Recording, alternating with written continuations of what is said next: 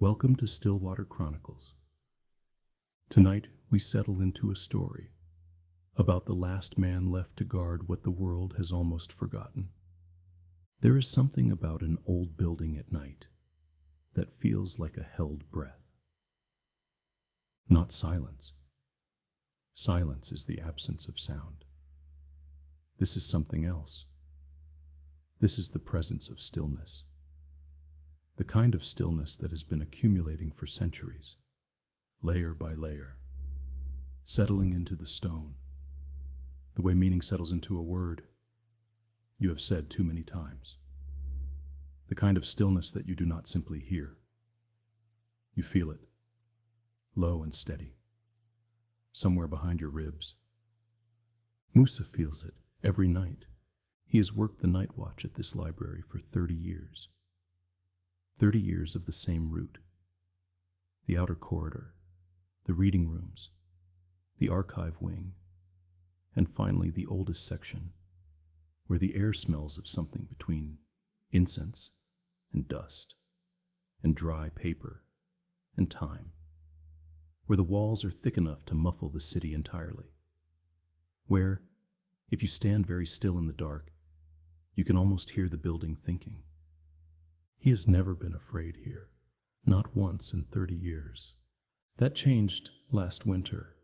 It began as nothing, less than nothing, a sensation he could not name and would not have thought to report, a low vibration at the edge of perception, felt rather than heard, like a sound that exists below the threshold of the ear.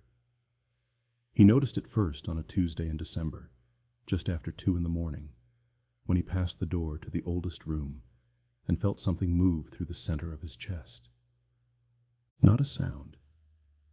Not quite. A frequency. He stopped. He placed one hand flat against the door. Old wood, dark with age, the brass handle worn smooth by generations of hands. He held his breath, and from somewhere on the other side, from the room that held the manuscripts that had not been opened in perhaps 200 years, he felt it again. A slow, steady pulse, like something vast and patient, turning a page. He told himself it was the building settling. Old stone moves at night, contracting in the cold. He had heard the library groan and shift 1,000 times. He knew its vocabulary of creaks and sighs the way you know the breathing of someone you love. By sound. By rhythm. By the particular weight of each exhale. This was not that. This was something else. But he continued his rounds. He locked the outer door. He made his notes in the logbook in his small, careful handwriting. Nothing to report. And he sat in his chair by the entrance and drank his tea and waited for morning, the way he always had. The next night, it was there again. And the night after that, by the 4th night, Moussa had stopped pretending he could ignore it. He stood outside the oldest room for a long time, his hand on the wall beside the door, his eyes closed, and he simply listened, not with his ears, but with whatever part of a person receives the things that ears cannot. It came in a rhythm, slow, deliberate, a pulse with space between each beat, not like a heartbeat, which is hurried, insistent, muscular, more like the turning of something heavy and considered, like a thought arriving fully formed after a very long time. Moussa is not a man given to imagination. He will tell you this himself. He grew up in a practical family, studied practical things, has lived a practical life. He has read many books. He loves books. He has always loved books, which is part of why he chose this work. But he reads them as a man reads, for meaning, for pleasure, for the quiet company of a voice that has something to say. He had never, until last winter, considered the possibility that a book might read itself.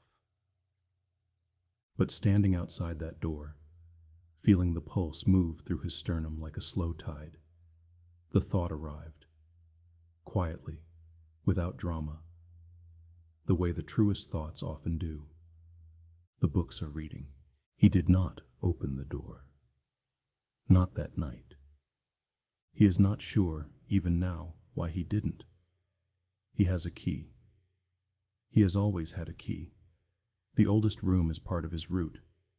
He is supposed to check it, to verify that nothing has been disturbed, to confirm that the manuscripts, in their long drawers and their careful cases, are exactly as they should be.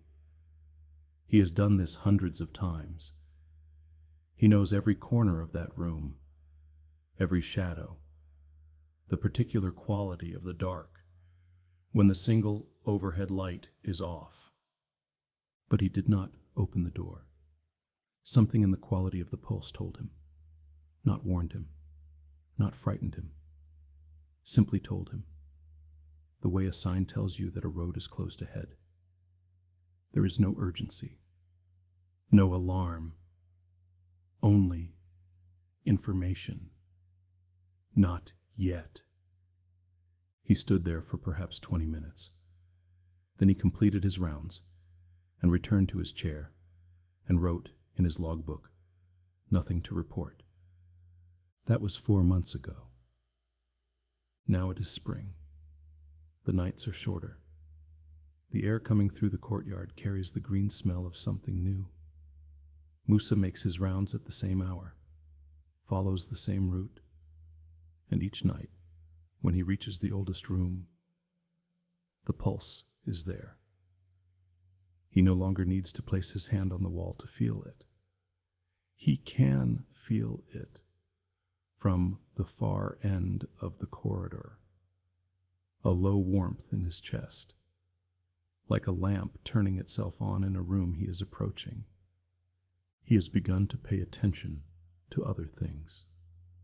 The dust, for instance.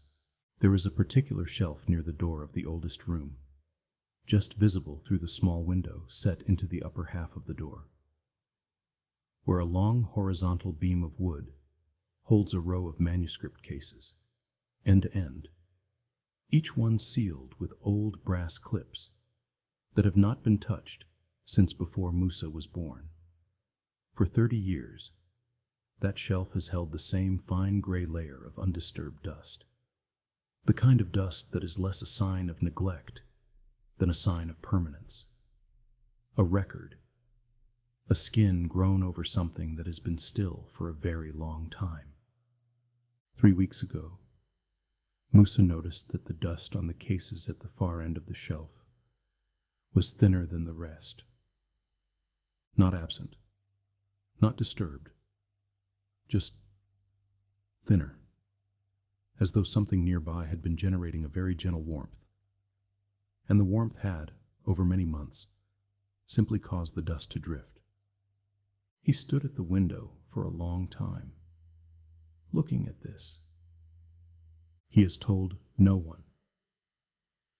There is a question he has been carrying now for 4 months, and he has not yet said it aloud, because he is not sure that saying it aloud would be wise. He has turned it over in his mind, the way you turn over a stone at the edge of a river. Carefully, slowly, aware that what is underneath may not be what you expect. The question is this: if the books are reading themselves, what happens when they finish? He thinks about the manuscripts in their cases. Most of them have not been opened in centuries. Scholars come, occasionally, with permissions and white gloves and careful instruments, and they examine the outer surfaces, the bindings, the condition of the leather, and the stitching. But they do not open the manuscripts themselves. The pages are too fragile. The ink is too old. There are manuscripts in this room that have not had their pages turn since the century in which they were written, when the world was a different shape, and the languages in which they spoke have since bent and changed into forms their authors would barely recognize. No human hand has opened them in 200 years. And yet, Moussa has begun to wonder whether the words have been waiting, whether a text sealed long enough in the dark, in the silence, in the particular density of a room that has held nothing but patience for centuries,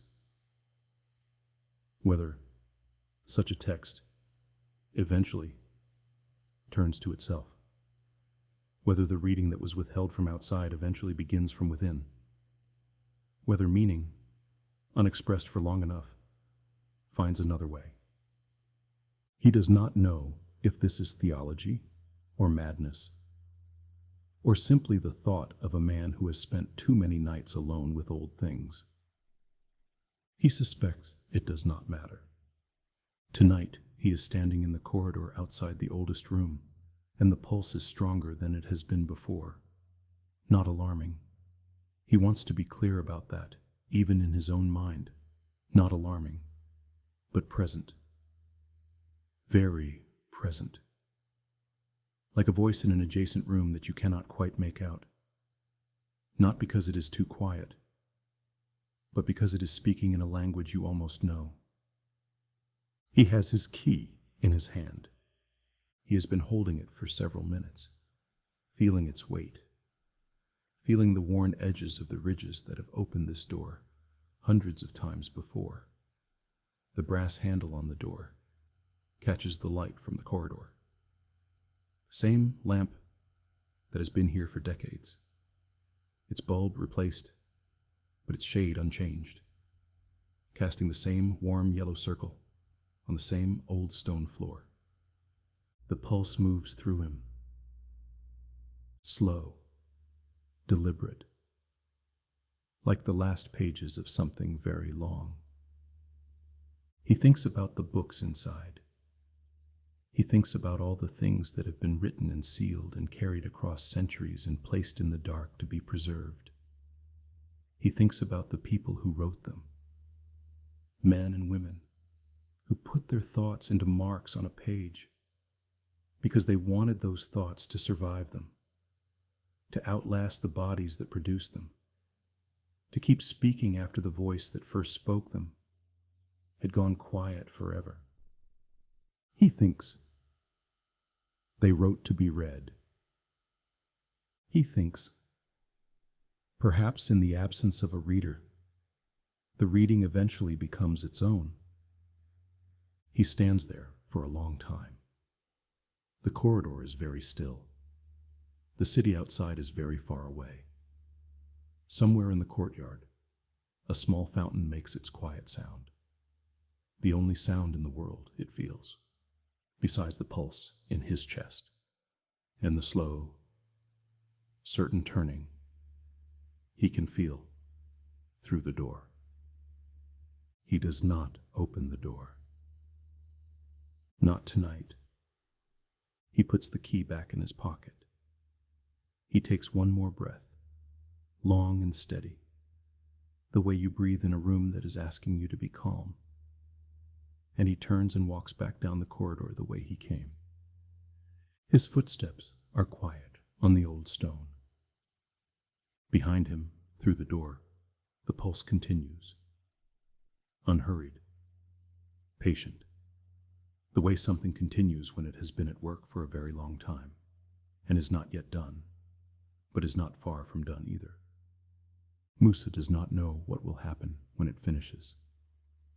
He has thought about this, in his chair by the entrance, in the small hours before light, with his tea going cold beside him, and the logbook open on his knee. He has turned the question over and over, and he has come to no conclusion, only to a feeling. The feeling is something like peace, not the peace of a man who is not afraid. The peace of a man who has decided that some questions are larger than their answers, that some things are not meant to be understood before they happen, only after. Or perhaps not even then. He sits down in his chair. He picks up his pen. He opens the logbook to tonight's page. And in his small, careful handwriting, he writes, "Nothing to report." He closes the book. The pulse continues, deep in the oldest room, in the dark, among the things that have been waiting to finish for a very long time.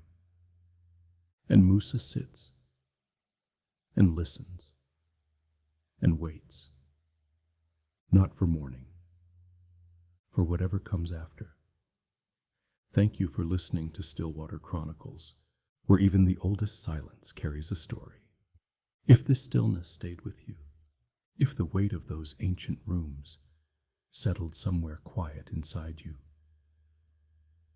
then let it remain a little while longer. Some things have been waiting centuries to be heard. There is no need to rush. Rest now. The pages will carry you.